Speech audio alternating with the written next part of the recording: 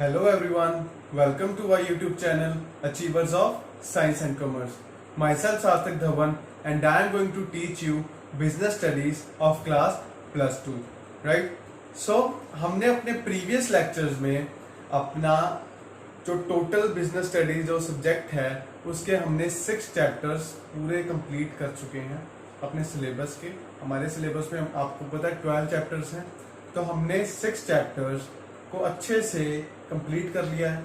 अब हम एक नए चैप्टर में एंटर होने जा रहे हैं, that is to be known as fourth function of it is to be known as fourth function of management, that is directing. So हमने जब फंक्शंस ऑफ मैनेजमेंट की बात कर रहे थे तो 5 फंक्शंस थे हमारे मैनेजमेंट में, ठीक है जी। हमने प्लानिंग कवर कर लिया, ऑर्गेनाइजिंग कवर कर लिया, स्टाफिंग कवर कर लिया। अब बात आती है डायरेक्टिंग की। तो जब हमने छोटी सी डेफिनेशन पढ़ी थी अपने फंक्शंस ऑफ मैनेजमेंट में, हमने डायरेक्टिंग का कैसे सीखा था। Directing is an execution part. Planning, plans बन गया, ऑब्जेक्टिव्स बन गए, ऑर्गेनाइजिंग ऑर्गेनाइज हो गया, स्टाफ रिक्रूटमेंट सारी हो गई।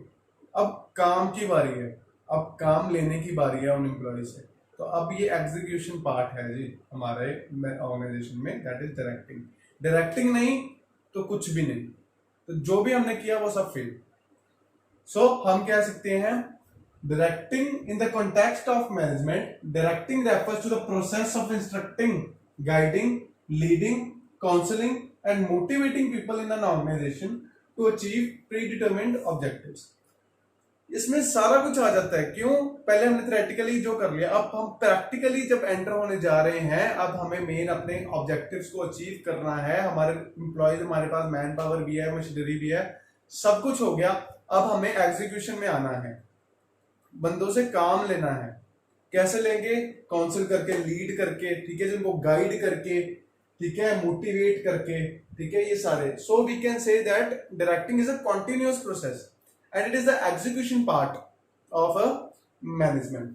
So हम अगर अपने बुक में से डेफिनेशन पढ़ें, डेफिनेशन बोलती है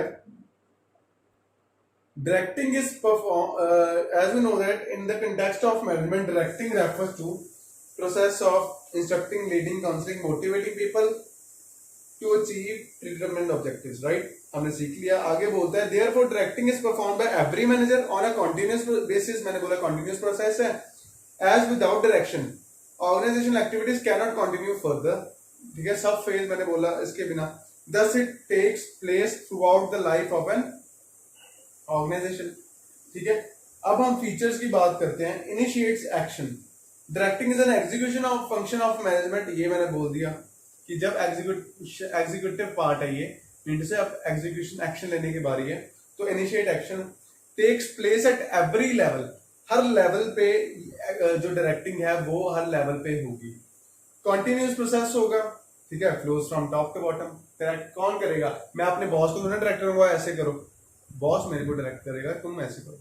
सो ये टॉप टू बॉटम वाला फंक्शन रिलेशनशिप फ्लोज होगा। अब ये हमारे हो गए फीचर्स और कैरेक्टरिस्टिक्स ऑफ डायरेक्टिंग। कौन कौन से? 4 features. Initiates action, takes place at every level, continuous process, flows from top to bottom, ठीक है, इजी थे।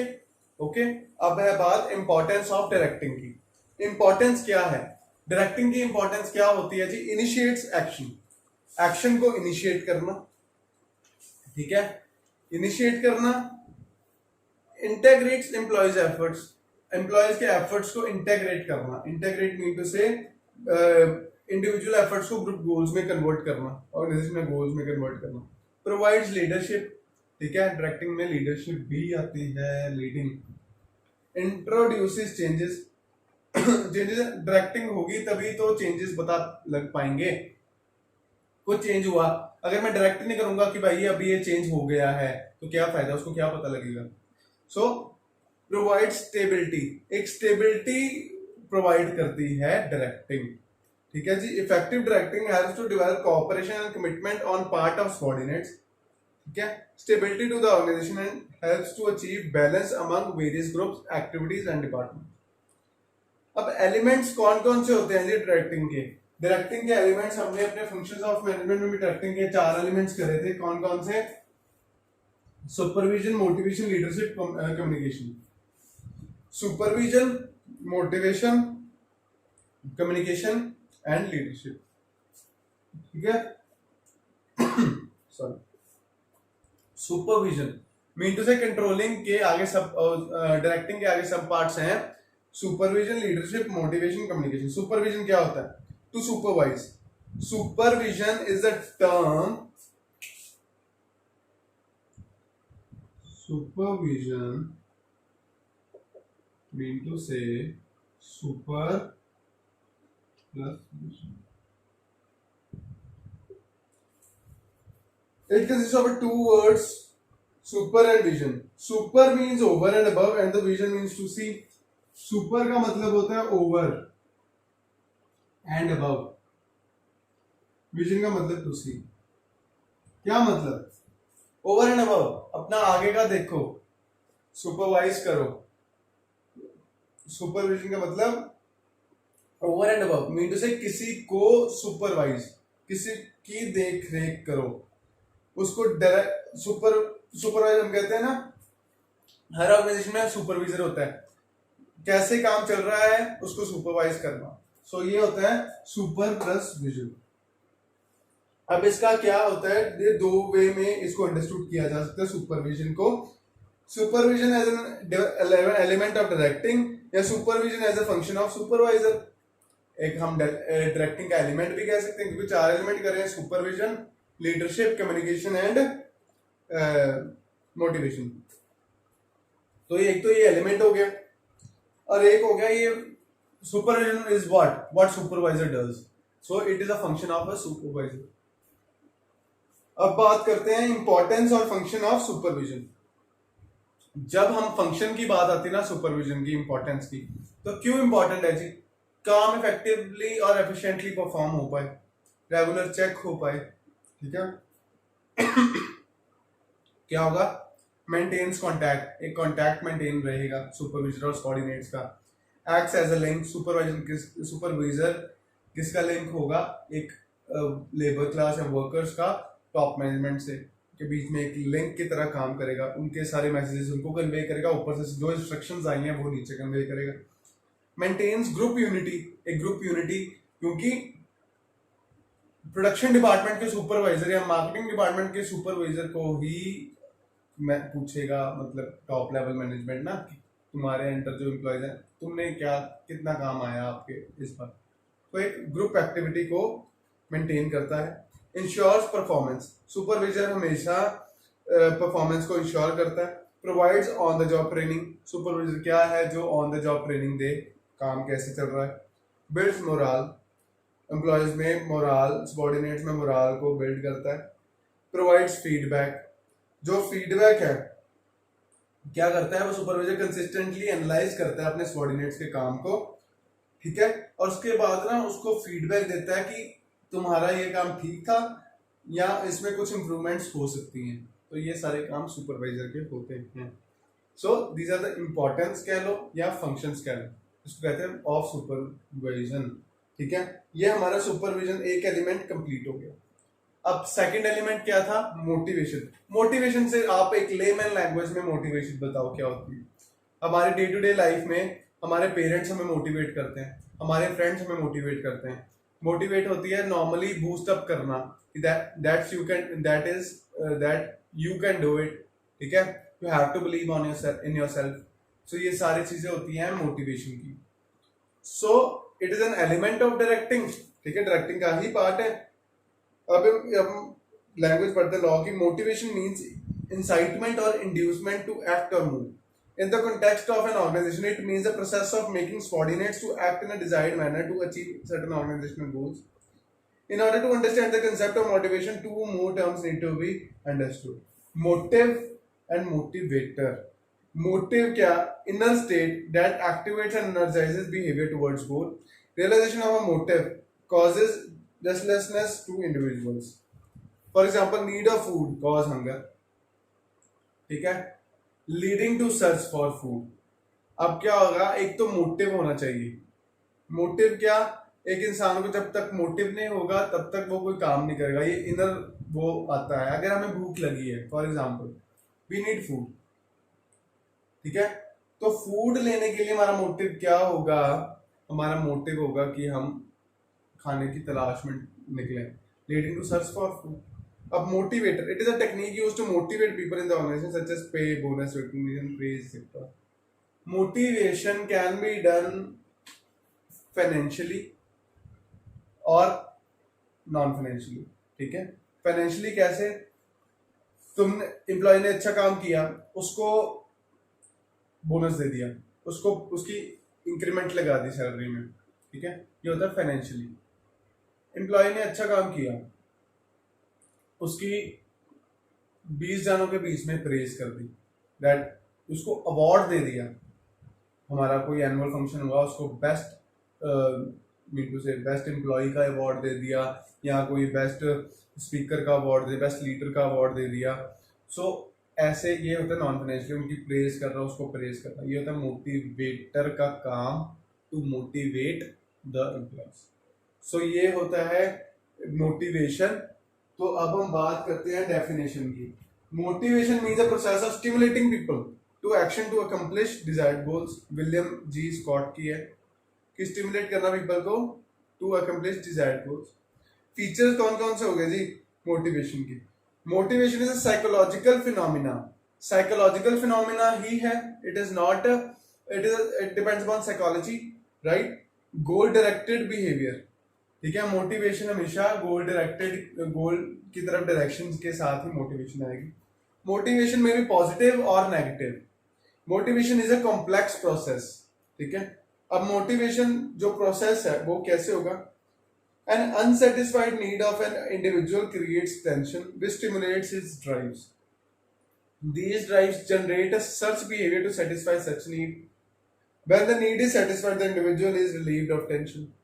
प्रोसेस क्या होता है? सबसे पहले क्या होता है कि जो नीड है, सबसे पहले क्या होगा, हमारा एक मोटिव होना चाहिए, हमें क्या चाहिए, ठीक है। मोटिव हो गया, फिर उस मोटिव को पूरा करने के लिए हमें क्या करना होगा, क्या चाहिए होगा। जब हमें वो भी पता लग गया कि क्या चाहिए होगा, फिर थर्ड स्टेप होगा when the need is satisfied. जब हमें पता लग गया क्या चाहिए होगा, हमने वो पा लिया, और हम जब हमारी नीड जब सेटिस्फाई हो गई तो हमारा माइंड भी रिलैक्स हो जाएगा, that is we have achieved our goals. So ये है हमारा एक मोटिवेशन का प्रोसेस। छोटा सा प्रोसेस है, 3 स्टेप्स में कवर्ड। इंपॉर्टेंस क्या होगी जी मोटिवेशन की? इंपॉर्टेंस है improves performance, builds positive attitude, reduces employee turnover, introduces changes, reduces absenteeism. वही सारी चीजें दोबारा reduces employee turnover, reduces absenteeism, introduces changes, improves performance, builds positive attitude. एक बात याद रखो आप, जहां जहां आपके एम्प्लॉयज को खुशी मिलेगी वहां 2 पॉइंट्स आएंगे ही आएंगे। कौन कौन से? लेस एब्सेंटिज्म होगा वहीं पे, लेस एम्प्लॉय टर्नओवर होगा वहीं पे, ठीक है। मोराल बूस्टअप होगा वहां पे, ठीक है। जहां पे आपको लगता है ना, जैसे मोटिवेशन में क्या, फाइनेंशियली मोटिवेशन मिली, किसी को बोनस मिल गया, अगर किसी को इंक्रीमेंट लग गया सैलरी में, या उसकी प्रेज हो गई, उसको अवार्ड मिला, तो उसमें वो और डट के काम करेगा। ऐसे रिक्रूटमेंट के केस, मतलब रेम्यूनरेशन के केस में हमने पढ़ा था ना कि प्रिंसिपल्स में रेम्यूनरेशन प्रॉपर होना चाहिए ताकि वो बूस्ट अप रहे, राइट। सो ये सारी चीजें, जहां पे एम्प्लॉय हमारा खुश है वहां पे एब्सेंटिज्म, मतलब विंडो से एम्प्लॉय नहीं मिस करेंगे, छुट्टियां कम करेंगे, और लोअर टर्नओवर, एम्प्लॉय टर्नओवर का मीन टू से कम एम्प्लॉयज छोड़ के जाया करेंगे, मीन टू से कम हो जाएगी, नहीं तो एम्प्लॉयज रिजाइन करके चले जाएंगे, ठीक है। Maslow's need hierarchy theory of motivation. अब मैस्लो ऑथर की एक थ्योरी है जो है hierarchy theory on motivation, right. इसमें क्या उसने किया, बेसिक साइकोलॉजिकल नीड्स, ठीक है। उसने एक्सप्लेन करा कि मोटिवेशन, ठीक है, क्यों रिक्वायर्ड है। क्यों रिक्वायर्ड है? बेसिक हमारी साइकोलॉजिकल नीड है। अगर हमें अपना काम का रिजल्ट मिलेगा, मतलब पॉजिटिव रिजल्ट मिलेगा, तो हम वो काम करेंगे। हमें काम करके मज़ा आएगा। ठीक है, ये साइकोलॉजी है। अगर आपकी कोई काम में प्रेज हुई है तो आपको मज़ा आएगा, आप वो काम दोबारा करोगे। अगर आपको लग गया आपने अच्छा किया बट आपको आगे से रिस्पॉन्स ही नहीं अच्छा मिला या कुछ नहीं मिला, तो आप वो काम करोगे नहीं, चाहे वो आपने अच्छा किया। आपकी प्रेज भी नहीं हुई, आपको कुछ उन्होंने वो भी नहीं किया, बूस्टअप भी नहीं करा, कुछ नहीं करा कि आपकी थोड़ी बहुत भी, तो आप वो नेक्स्ट टाइम काम नहीं करोगे। ठीक है, सो बेसिक साइकोलॉजिकल नीड है। जैसे जो हंगर थर्स्ट होती है वैसे लोगों को प्रेज की भी साइकोलॉजिकल नीड होती है। सेफ्टी सिक्योरिटी नीड्स, एक जहाँ पे मेरे को मोटिवेशन मिलेगी वहाँ पे मेरे को लगेगा कि मेरी जॉब भी सिक्योर्ड है। ठीक है, एफिलिएशन, बिलोंगिंगनेस, सोशल नीड्स, थोड़ी सी सोशल नीड्स भी होती हैं just because of it is fulfilled by the have code relation with colleagues. ठीक है, ये हमारी सोशलाइज्ड इन्वायरमेंट में हम रहते हैं, तो सोशल नीड्स भी। Esteem needs, these needs include factors such as self respect, status and थोड़ी सी हमारे में आती है कि हमारी सेल्फ रिस्पेक्ट, हमारी जो रेपुटेशन है वो इनहेंस हो गई इससे, हम अगर मोटिवेशन मिली। Self actualisation needs, highest level of need in the target, these needs include growth, self fulfilment, achievement of goals. assumptions क्या लिया मैस्लो ने अपनी थ्योरी में? People's behavior is based on their needs. Satisfaction of such needs influences their behavior. People needs are hierarchical in nature, in order. They start from basic psychological needs and reach to high level needs. A satisfied need can no longer motivate a person. Only next higher level need can motivate a person. A person moves to the next higher level need only when the lower level need is satisfied.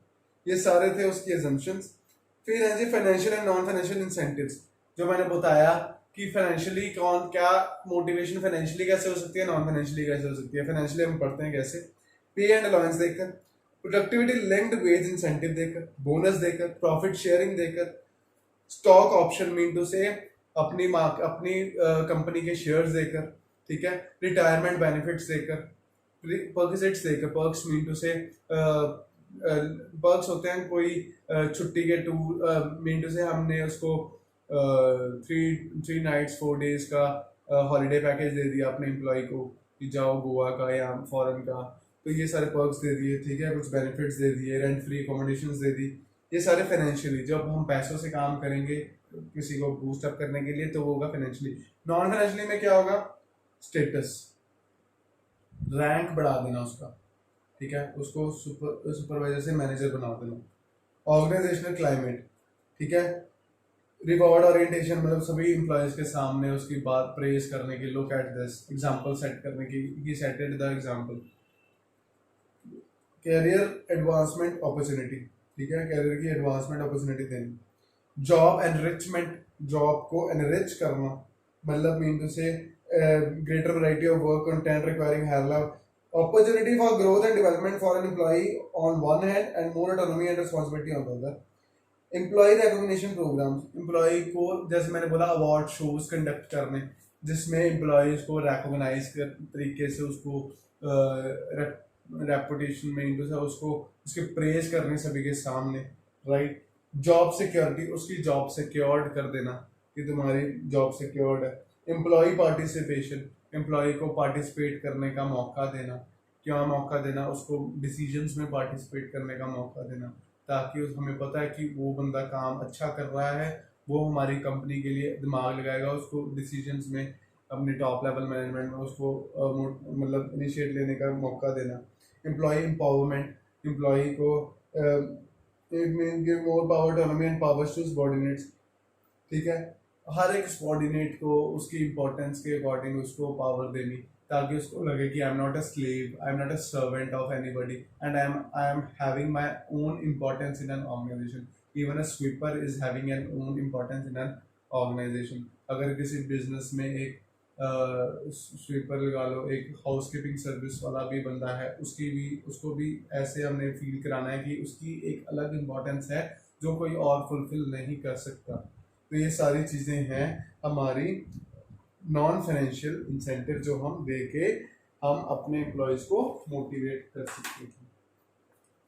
सो आज हमने हम अपनी आज की class इतनी ही रखते हैं, ठीक है। ये अपना एक या 2 और क्लास लगेगी इस चैप्टर के ऊपर छोटी छोटी, तो अब हम इसको नेक्स्ट करेंगे। तो आज हमने करा डायरेक्टिंग का मीनिंग, डायरेक्टिंग की नीड इंपॉर्टेंस, ठीक है, कैरेक्टरिस्टिक्स कर लिए।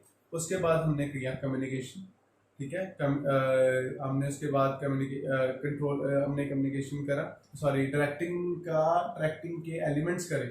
डायरेक्टिंग के एलिमेंट्स हमने 4 करे, 4 थे, लीडरशिप, मोटिवेशन, ठीक है, कम्युनिकेशन, और फोर्थ वन इज